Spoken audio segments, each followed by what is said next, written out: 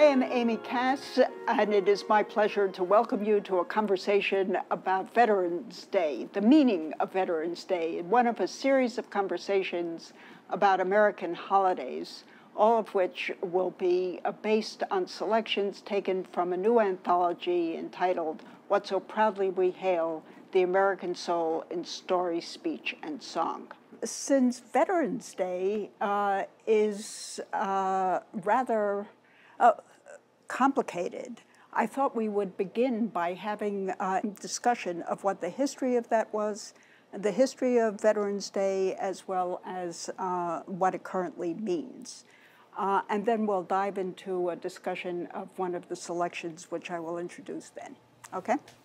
Yeah, Leon, well, would you help us? Yeah, Veterans Day, in its original incarnation, is known as Armistice Day. It was instituted to celebrate the ceasefire, which took place at the 11th hour of the 11th day of the 11th month, 1918, a ceasefire between the Allies and Germany that was the end of the fighting of the Great War, the First World War, the war thought to be the war to end all wars. A year later, President Woodrow Wilson proclaimed the first Armistice Day to honor the services of the troops, but also to celebrate the opportunity that victory provided for the United States to play its proper role in securing peace and justice in the international community of nations.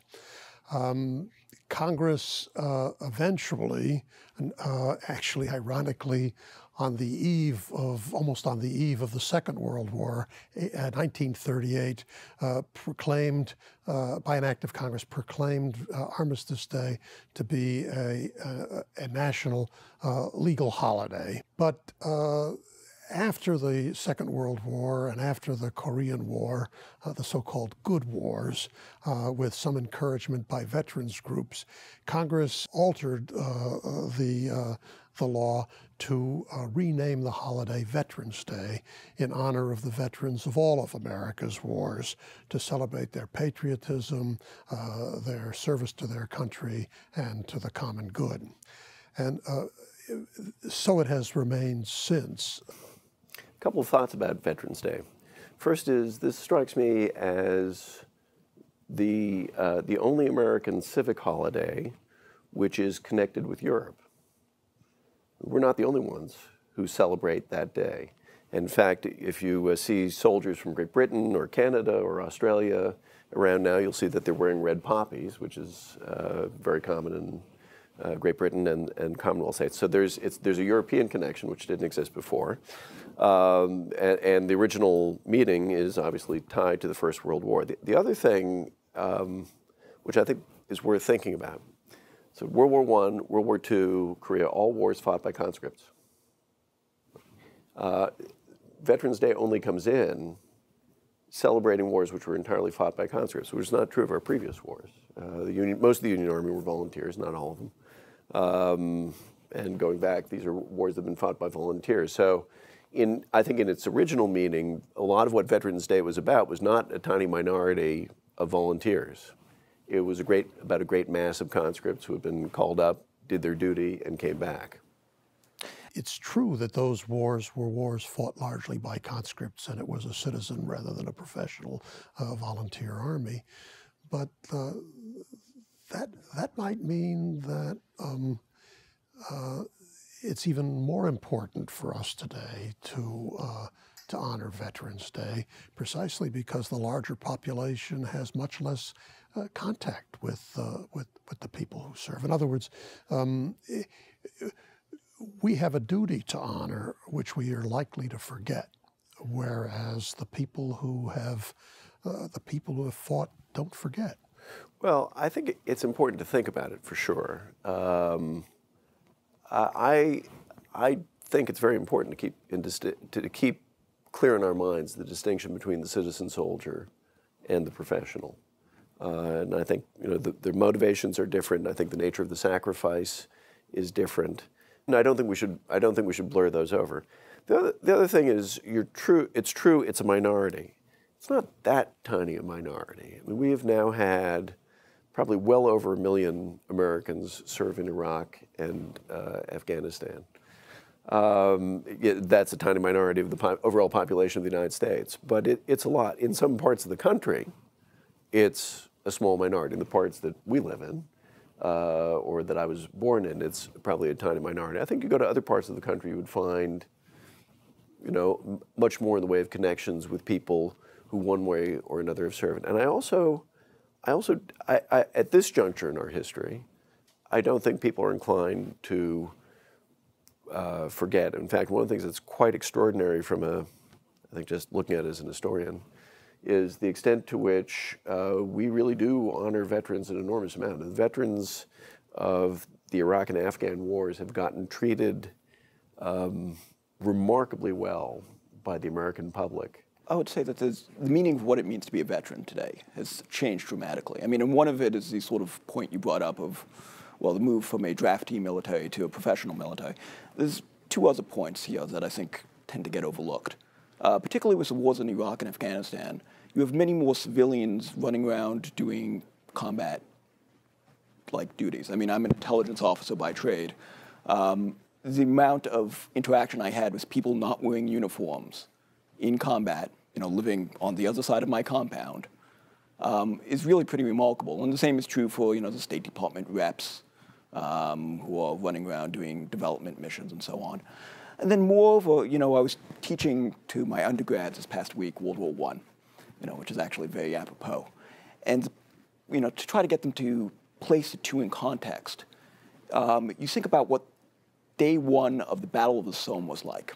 So 60,000 British casualties, day one, July 1, 1916. 20,000 of those, well, actually a little less, killed in action. That's about 3 times the number of casualties that we've suffered in Iraq and Afghanistan for the entire 10 years. I mean, it's a level of carnage that, you know, as much as I like to sort of beat my chest, oh, I'm a veteran, it's an order of magnitude different than what I experienced, and I think most veterans today experienced. Let's draw a circle around this conversation for a moment, gentlemen, and we'll return to it at the end, okay? It's a very nice way to move into the speech that we want to discuss. It's a speech by Lieutenant General John F. Kelly of the United States Marine Corps. It was given on Veterans Day a year ago to the Semper Society in St. Louis. And he has lots of things to tell us about what it means to be a veteran, what it means to fight, what's the difference between the few and the many. So perhaps we could start by just summarizing the speech. Elliot, if you would do that, that would be Sure. very helpful. Well, I should say just 1 or 2 things by way of introduction, which is I know General Kelly, and he's quite a wonderful leader.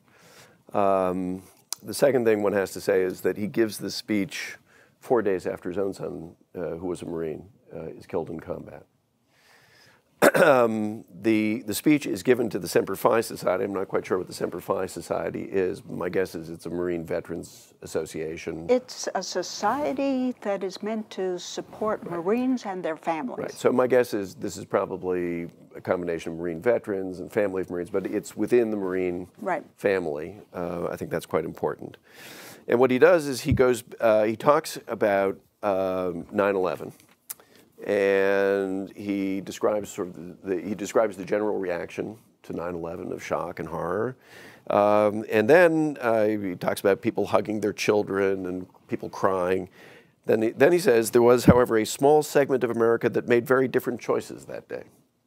So he's drawing a very large distinction between the great mass of the American people and a smaller group, and that smaller group is first he says firefighters and police.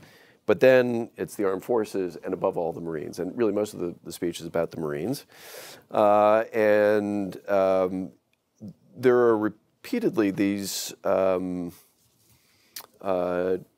invidious distinctions, I would say, drawn between people who serve and people who don't.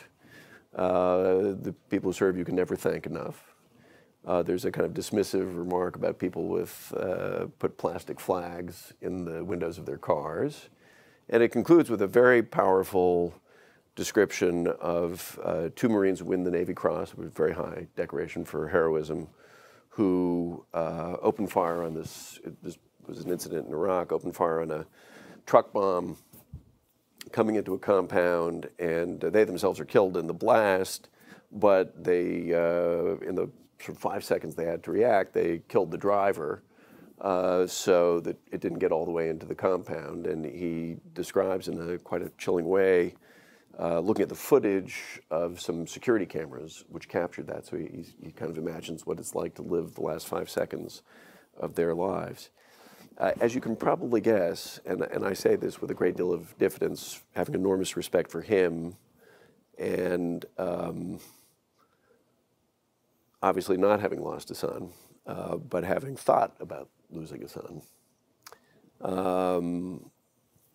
it's a speech that troubles me. And I have to say I don't entirely mean that in the positive sense of being troubled. It's given by a Marine General Officer to the Semper Fi Society.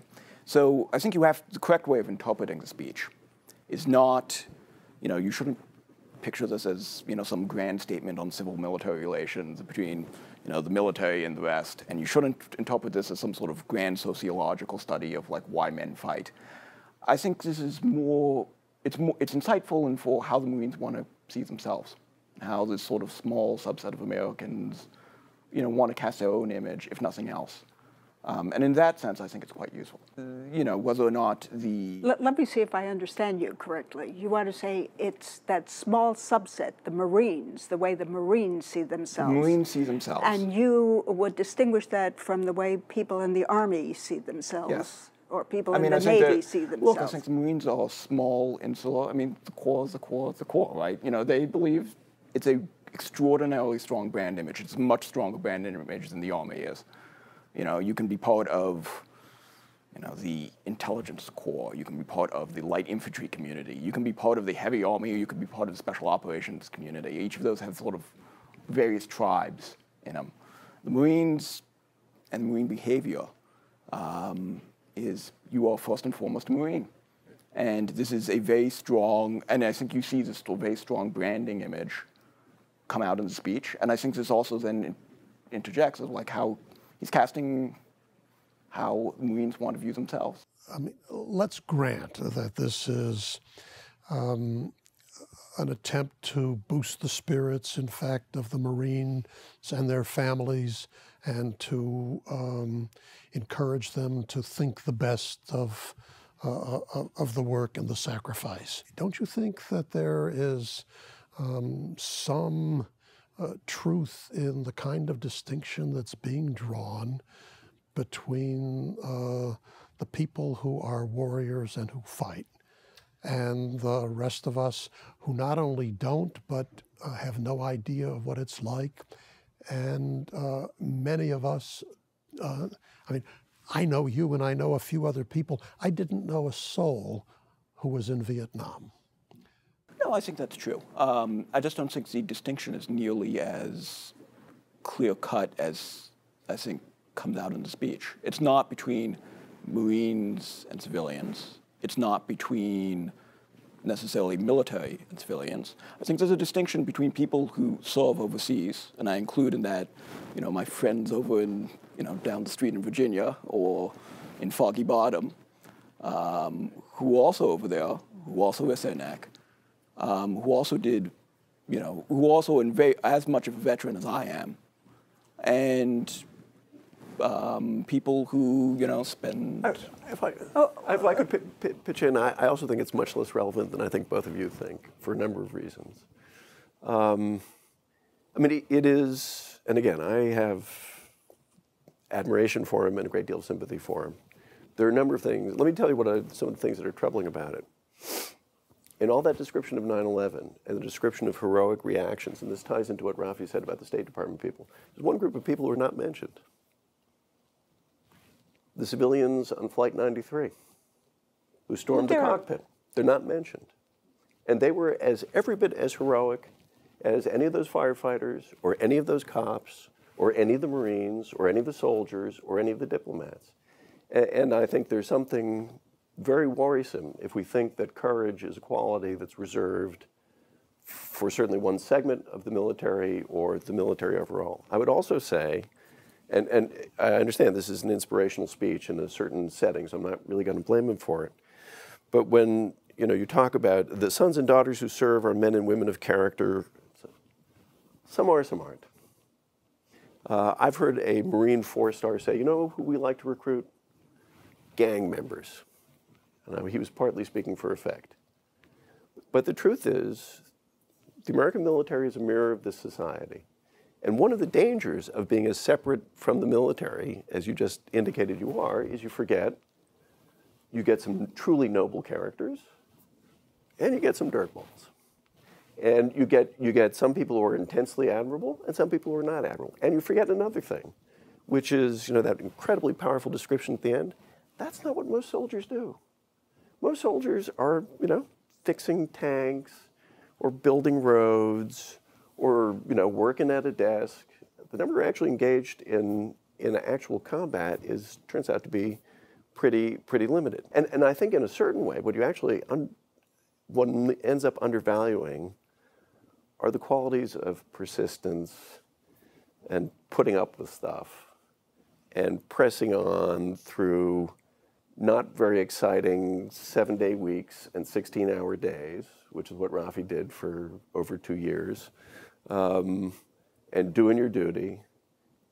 That's actually, to my mind, that's the meaning of Veterans Day, and those are the virtues to celebrate. Wait a second. Are you suggesting that the reason to celebrate Veterans Day is to celebrate this boring life that so many people are willing to volunteer to commit themselves to? In part, yes. I think this goes back to the distinction between Memorial Day and Veterans Day. Memorial Day is about the Lance Corporal Yales, who give the ultimate sacrifice while guarding the gates of the FOB with the suicide bomber. That's Memorial Day. Veterans Day is the equally heroic, not equally heroic, the equally important. It's not necessarily as heroic. I use that term loosely. Sacrifice, which is the less glorious part. It's the drudgery of warfare. But the drudgery of warfare is not something that most of the population, however much it's drudgery, and even if it's only a small part of combat that you see, and the rest of it is doing very menial jobs or boring jobs, there's less than 1% of the population that volunteers, and doesn't but that's the point. Well, this is why you have Veterans Day, right? Which is, the fact is the drudgery is distinct. There's an excerpt which I wish you had included in this, or that at least you'd take a look at, and that's Lincoln's meditation on the draft. Late in the Civil War, the Union's running out of army. They're running out of soldiers, and it has to contemplate a draft, which they really didn't want to do.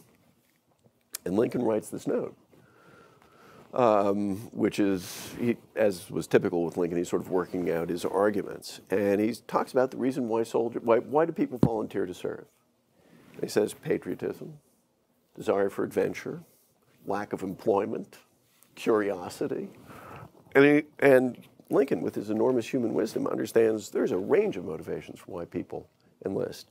And I think this is one of the sad consequences of moving away from conscription, is we make it very easy to sentimentalize soldiers. This isn't a question of sentimentalizing. It's a question of recognizing the difference between that kind of service and being a doctor, a teacher, a nurse, or social worker at home. Let's put it this way, whatever the deepest motives are, there's a difference between the people who run from danger and the people who walk toward danger. And you could say that of the firefighters and the policemen. There are good apples and bad apples amongst them. And nevertheless, when duty calls, most of them do what they're supposed to do. But wait, let me finish.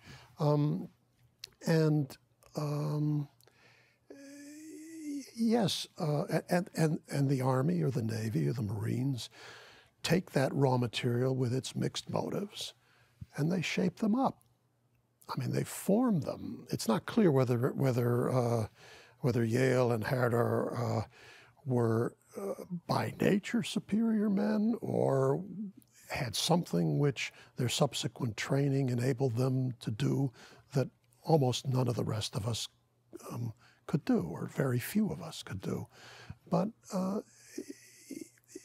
look, the people who enter the service enter with the intent not to sit behind a desk, but to be part of the fighting force. I mean, but the point is, most infantrymen will go through years in Iraq or in Afghanistan without having fired their weapon. This is certainly true of Iraq. It may not be true of Afghanistan because it's a little bit more. So what? But the point is if you're saying what separates State Department folk from soldiers is the simple fact that soldiers are asked to kill people and State Department don't, most soldiers don't do that. Oh, but it's and most soldiers, moreover, aren't infantrymen, and they aren't supposed to be doing that. They can do that in a pinch, but that's not what they mostly do. I will admit that I am sentimental about the veterans, about the people who volunteer to serve our country and who actually go and put their life on the line. But holding that aside, and holding aside also the motives for which people go, I think that's probably interesting, but I don't think it's particularly relevant. They go. I want to ask you this question pointedly. You're an undergraduate at Harvard. Mm-hmm. Would you say that you were different from the rest of the people that you went to school with, or not? Very few of your fellow classmen, of your colleagues, went into the Army, yep. Went into service. There was no ROTC. That's probably part of the reason, but not the entire reason. Yep. So the question is there really a difference between those who volunteer to go into the Army and those who don't, regardless of the work that they do? Sure there is. No, then that way I'll say. And how would you characterize that difference? How would I characterize this? I mean, look, here's where I step back from saying that everyone's the same. I think there is a difference between people who make a conscious effort to serve and people who decide to spend, as many of my classmates did, went on to Wall Street and lived a very nice life in downtown Manhattan. Is there much of a difference between my choice to serve and then some of my compatriots who ended up CIA or ended up in the State Department or in some of the aid communities, going to equally nasty parts of the world, equally public spirited, equally accepting of danger. I mean, goodness knows, I think I was probably safer in Baghdad than, had I been assigned to the consul in Peshawar. Would you agree with that? When you go into the military, and this is why I bring up Flight 93, or why I bring up some of the State Department people that I knew who exposed themselves to terrific danger and kind of quietly went back in. And it's actually harder if you're not carrying a weapon. It's not easier because you can't shoot back. You're not allowed to shoot back, actually. You're not allowed to carry a weapon. The military is terrific at conditioning people and at developing courage. I mean, I didn't have Rafi's experience. I was in the reserves, though. But I just remember all the different things, whether it's rappelling and all the stuff that they do that kind of conditions you to be brave. Jumping out of an airplane. Rafi had to jump out of an airplane a number of times. The reason for that is not because he's going to be jumping out of an airplane in all likelihood for any combat reason. It's to develop courage. The military is great at that. The military is great at conditioning you to the different drills that you need to do so that you don't have to think a lot about it in a really difficult situations, that your kind of autonomous system kind of takes over and you behave. I find myself, I mean, not on Veterans Day, and I very much believe, Veterans Day should be commemorated and you should honor service, understanding that it is service. But the idea that there is a small minority of brave, patriotic people and the rest of us are something inferior, I utterly reject. And the evidence is that United 93, a randomly selected bunch of citizens who had no preparation and who end up storming that cockpit. No one is saying that courage is the province only of the military. We're talking about the culture as a whole and at large. And there's a big difference between finding it in yourself as, say, a civilian to rush into a burning building, which happens in your path, to rescue somebody who's calling out. And we admire those kinds of sporadic acts of courage and self-sacrifice. From an occupation, a calling, a way of life in which that is its essence. That's what it's defined to be. And the point again is, look, there are people who go to dangerous places. There are people who go to dangerous places and subject themselves to danger. There are American businessmen who go to parts of the world where they're unwelcome. But it's a difference in kind if you are going charged by your fellow countrymen, your government, to engage in the activity, to protect us, protect our way of life, to kill our enemies and the people who are trying to destroy it. That's a very different vocation. Well, like I said, I'm colored by 2 years in the State Department, seeing some very brave diplomats go back and back again to be targets. But look, first, I think you cannot read this speech as anything other than saying there are two different kinds of people out here. To use a phrase that's now current, there's 1% and the 99%. And the implicit argument here is the 1% is by nature morally superior to the other 99%, and I reject that. Let me ask a slightly different question. This is another question about the relation between those who serve in the military and those who don't. But the question is, do we really honor them if we don't in fact honor the cause for which they're fighting? Yes, because sometimes the cause will be one with which people disagree. But you can honor soldiers, and I think that's one of the good things in the country. We have honored service without, the people have honored soldiers while deploring, say, the war in Iraq. It seems to me, Elliot, although it's a volunteer army, we and our representatives have given them their mission and sent them where they are. They're not simply flying on their own.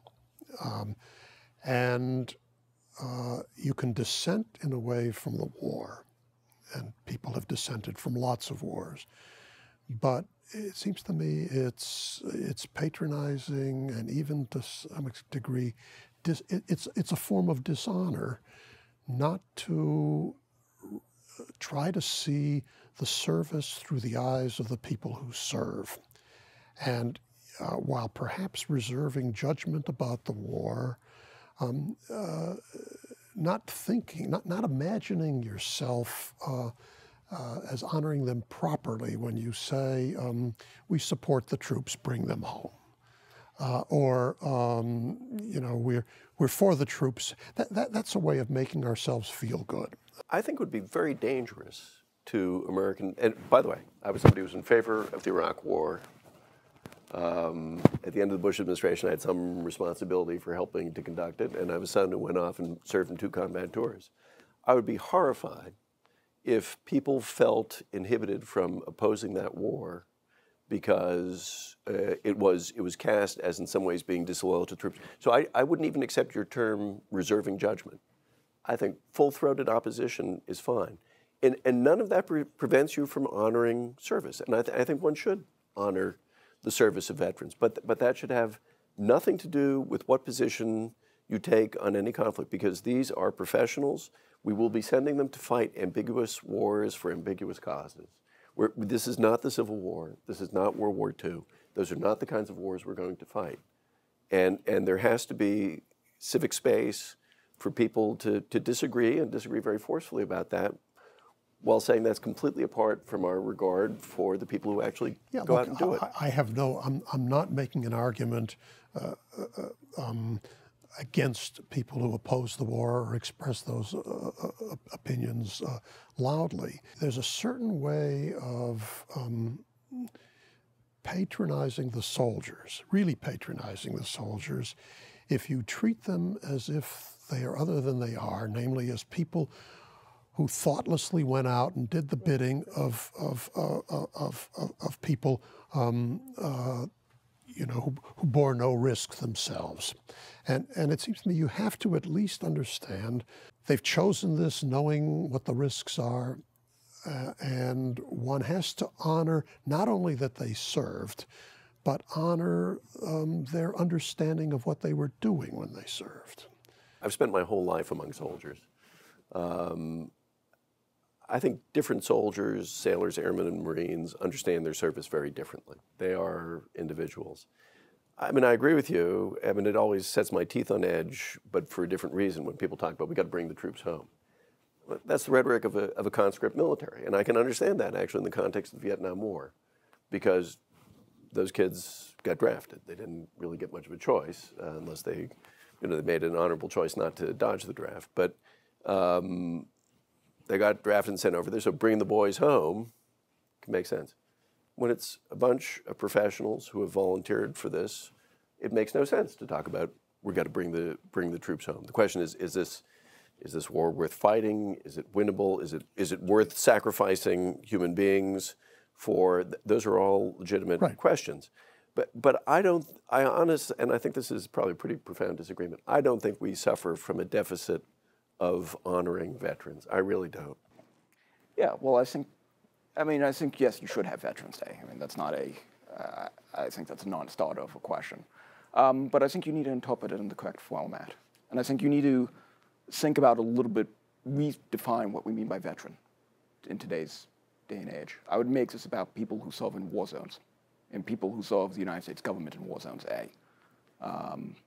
So the only veterans we should celebrate or honor on Veterans Day are those who served in war zones. Well, I mean, veteran, when we talk, you could talk about veteran as in someone who served in the military and veteran who served in combat. I think people who serve in combat are actually, from my own personal view, I place people who serve in combat on a different level. I mean, it's a different level of sacrifice. I also think this should not be a day simply about people who, died in combat or were killed in combat. That's what we have Memorial Day for. And I think to make Memorial Day meaningful, which is the flip side of this, that's where we need to take some special time for those people who died in combat. Veterans Day should be thought of, not in sort of grand glorification terms. It should be understood for what wars are today and what wars has been in the past and how those sort of change. And to appreciate war for what it is and for the small sacrifices, not the big ones. It's the fact that, my soldier can't, missed how many of the birthdays of his only kid or, missed his kid learning to walk or talk. Those are the sacrifices you should be honoring on Veterans Day. And it's the small stuff, not necessarily the grand marks of heroism. That's sort of the easy part. Well, I'm moved, Rafi, by the voice of young and recent experience. It seems to me not the way I would natively regard it. You might persuade me to regard it this way. I go down to the World War II Memorial. It's not the greatest memorial. No. There are things about it I don't like. But at least for the time being, there's something glorious about it. It is an enclosed space surrounded by in a way, the monuments by states for some crazy reason. But it's an enclosed space of freedom where right now, at least for a while longer, you encounter veterans from the Second War. And total strangers walk up to them, and they don't just in a perfunctory way thank them for their service. That was clearly a war, and it was the war that defined my consciousness. That's a war which made the whole world of difference. And our way of life, the way of life of Europe, the way of life of the whole world was in the balance. And the United States And anybody who fought in that war, I take my hat off to them permanently, no matter what they do with the rest of their life. There are people who work in government or in surgery and other sorts of things that also miss out lots of things, maybe not to the same extent. But it does seem to me that one has to continue to esteem the purpose and the unique purpose of the armed forces. This is not simply putting them on a pedestal. We should not only honor Veterans Day in a very special way for the military aspect of this, as well as for the personal sacrifices, but also there's a kind of question is how do you honor the service, and not just on this day? And there's this wonderful thing at the end of Saving Private Ryan, where the injunction is, earn this, earn this. Right, and I think that's absolutely. I mean, actually, I think we've come to, after kind of a little bit of give and take, I think two very interesting places. One is I think you've highlighted the question, which is Veterans Day about today's veterans, or is it about all veterans, including the citizen soldiers of the past, who are a very different type than today's veterans? And my own view is it should be a more sweeping kind of thing. When you think about all the people who, in a variety of contexts, in different ways, ended up serving. But in terms of sort of going forward, what should an average citizen do? And I don't want to go back too much to the speech, but and it is a speech to Marines. The only thing that's left for people who are civilians is just to feel rotten. That's all. I mean, you're going to feel rotten because I'm not a Marine. That's not adequate. But what is right, I think, is to take that last line from Saving Private Ryan, and having been cognizant of the sacrifices that all kinds of people made. Okay, so how am I going to lead my life? What does it mean to be a citizen? Those things. What does it mean to be a citizen of this country, which is what it is because a lot of people fought for it? I think that is a very positive way of using and of celebrating is the right word, Veterans Day. So we agree. Well, I have to stick up for General Kelly at this point. There's inspiration from this sacrifice. It's not just feel rotten. He's not saying it's inspiration for Marines. It's not. I'm not a Marine. I'm not a Marine. There was something absolutely inspiring about this account of these young men. And it doesn't make me feel rotten. It makes me feel that I ought to work harder to deserve the sacrifice that they made. You can't imagine yourself being a Marine at this point, right? I'm a little creaky for that. Yeah, well, so am I. So am I. Look, I'm far from being a Marine, but I was very moved by that speech too. I was very moved. I didn't say it's not a moving speech. It's a very moving speech. Okay, but it seems to me if you really are willing to agree with Leon about what the end of Saving Private Ryan means, that it has something to do with the way you live your life. And the way you live your life well, because remember what happened there. Remember the sacrifices these men made. Remember that they risked their lives for your safety, for your freedom, for your way of life, and that seems to be precisely what General Kelly is arguing. No, well, we're just going to have to disagree. That's not what's in the speech. I'm sorry, you read the speech. That's not what's in it. He says, point blank. I mean, we owe them something. That's saying we owe them. It's not saying that what you should take away from this is how you should live your life. It is what you owe them you can never repay, and you should just know that you can never repay it because you like to put a plastic, and you think that putting a plastic flag in your window is enough, and it's not enough, and there's nothing that's enough. And all that leaves you to do is just say, I'm going to go home and feel rotten. I think you're reading too much into this. This is a speech by a Marine general officer to Marines. It's about Marines.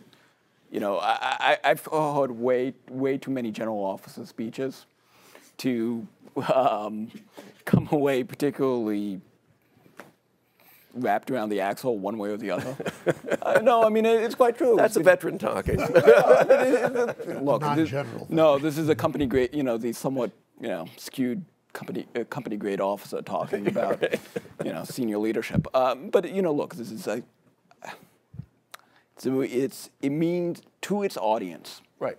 To its audience, it means something, which is to the Marines it is, take inspiration from it. Had it been given to a general audience, I think you can interpret it as the on this one. I don't think the two are necessarily mutually diametrically opposed to each other. It's a big question if the important issue is finally how we're going to live our lives. And the veterans serve as a way of reminding us to think seriously about that question. We agree. I know we agree, but we don't agree with my next move. We're thinking seriously about how we're going to live our lives, precisely because they gave their lives for something so that we could live. That's Memorial Day. Well, it's true. The Memorial Day is about the fallen. But I agree with Rafi that one doesn't want to blur the differences between these holidays. But not only the fallen, but those who survived. Many of the difference between them might have been a matter of accident and being in the wrong place at the wrong time. They were engaged in the common activity, the meaning of which was to protect and to serve us in our way of life. And the nation is always in the debt of those people. And to honor them, you have to honor them above and beyond how you compensate them, whether in terms of money or other sorts of things. So what do you want us to do? I mean, we say, thank you for your service. Okay, I've done that. I mean, what beyond that are we supposed to do?